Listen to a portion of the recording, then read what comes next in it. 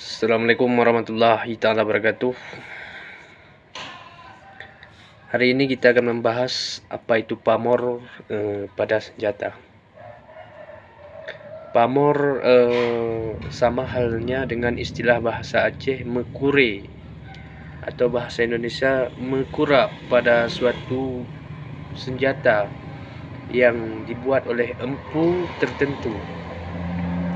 Karena bukan sembarang empu yang membuat senjata pamor, karena memiliki keahlian khusus pada zaman dahulu, memiliki makrifat tertentu untuk bisa menyatukan besi.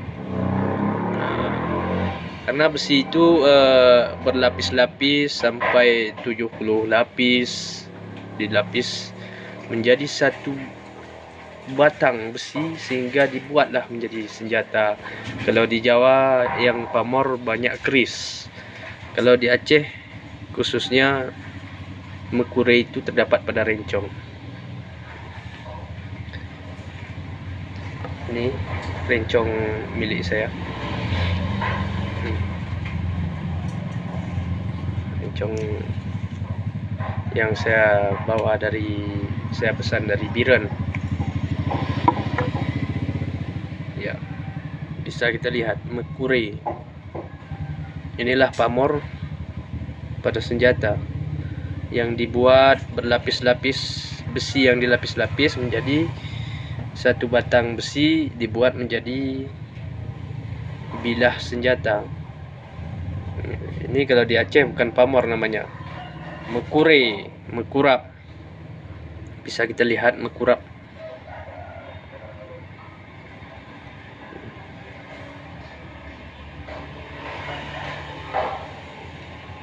Ini lapisan besinya, atau dalam bahasa sekarang banyak orang sebut besi Damaskus, Damaskus steel. Karena Damaskus dibuat sudah lama, dari masa pedang-pedang Arab sudah ada Damaskus. Begitu juga dengan pamor yang terdapat pada keris yang ada di Jawa sudah lama sekali. Karena dibuat pada zaman dahulu yang kebanyakan jenis pamor, jenis Damaskus, jenis mekure. Pembuat rencong pun sekarang sudah mulai kurang untuk membuat jenis mekure.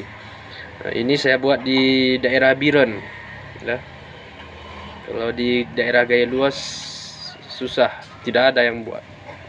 Di Aceh pun saya rasa hanya di Biren. Kita lihat. Kalau jenis pamornya mungkin ini ya.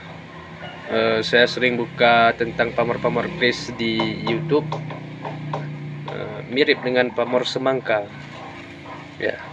Tapi yang pasti ini dalam bahasa Aceh mekure, mekurap, rencong mekurap. Kalau sudah dibuat besi yang mekure, Damaskus atau pamor, harga maharnya lumayan tinggi. Karena dalam prosesnya sangat lama dan perlu keahlian khusus. Wajar harganya agak tinggi ya.